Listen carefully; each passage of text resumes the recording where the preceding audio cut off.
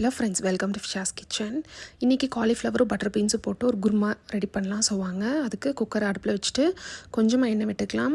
நான் வதக்கி அரைக்க போகிறேன். ஸோ அதனால் வதக்கிறதுக்கு கொஞ்சமாக எண்ணெய் போதும். இப்போ பார்த்திங்க அப்படின்னா ஒரு 3 மீடியம் சைஸ்ட் வெங்காயம் எடுத்திருக்கேன், பெரிய வெங்காயம். அதை சேர்த்துட்டு பெரிய வெங்காயத்தோட கலர் மாறணும், அந்த அளவு நீங்கள் நல்லா வதக்கிக்கணும். இப்போ பார்த்திங்க அப்படின்னா வெங்காயம் வதங்கிடுச்சு. அதே மாதிரி 3 மீடியம் சைஸ் தக்காளி, கொஞ்சம் பழுத்த தக்காளியாக இருந்துச்சு அப்படின்னா நல்லாயிருக்கும்.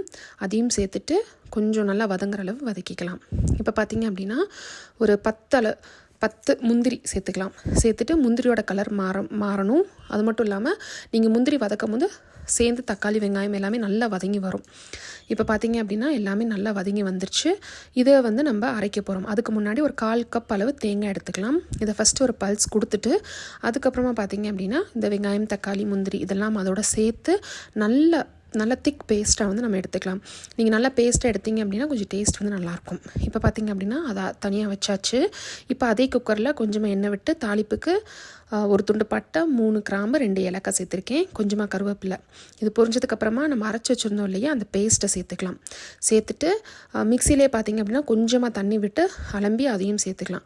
சேர்த்துட்டு இதுக்கு மசாலா பார்த்திங்க அப்படின்னா ஒரு 1.5 ஸ்பூன் அளவு மிளகாத்தூள் சேர்த்துக்கலாம். சேர்த்துட்டு ஒரு அரையிலேருந்து ஒரு 3/4 ஸ்பூன் அளவு நீங்கள் மல்லித்தூள் சேர்த்துக்கலாம். சேர்த்துட்டு இதை கொஞ்சமாக உப்பு, இதுக்கு தேவைக்கேற்ப நீங்கள் உப்பையும் சேர்த்துக்கலாம். நான் கல் உப்பு தான் சேர்த்துருக்கேன். இப்போ நல்லா இதை கலந்துட்டு ஒரு 2-3 நிமிஷம் வச்சோம் அப்படின்னா நல்லா எண்ணெய் பிரிஞ்சு வரும் இல்லையா, அது பிரிஞ்சு வந்ததுக்கப்புறமா நம்ம கட் பண்ணி வச்சுருக்க காலிஃப்ளவர் பட்டர் பீன்ஸ் இதெல்லாம் சேர்த்துடலாம். ஏற்கனவே காலிஃப்ளவரை பார்த்திங்கன்னா கொதிக்கிற தண்ணியில் கொஞ்சமாக மஞ்சத்தூள் கல்லுப்பு போட்டு நான் கொதிக்க வச்சு எடுத்திருக்கேன். இப்போ பார்த்திங்க அப்படின்னா நல்லா மிக்ஸ் பண்ணிவிட்டு குழம்புக்கு தேவைக்கேற்ப தண்ணியும் ஊற்றி லைட்டாக மிக்ஸ் பண்ணிவிட்டு நம்ம குக்கர் மூடி போட்டு ஒரு 2-3 விசில் விட்டு எடுத்தோம் அப்படின்னா சூப்பரான cauliflower butter beans kurma ready ஆயிடும். இப்போ பார்த்திங்க அப்படின்னா 2 விசில் வந்துருச்சு. ஸோ நம்ம இதை ஓப்பன் பண்ணி பார்க்கலாம் எப்படி இருக்குது அப்படின்னு சொல்லிட்டு. இப்போ நம்ம ஓப்பன் பண்ணோம் அப்படின்னா சூப்பரான கிரேவி ரெடி. ஸோ கண்டிப்பாக இதே மாதிரி நீங்கள் ட்ரை பண்ணி பார்த்துட்டு எப்படி இருக்குது அப்படின்னு சொல்லிட்டு கமெண்ட்டில் சொல்லுங்கள்.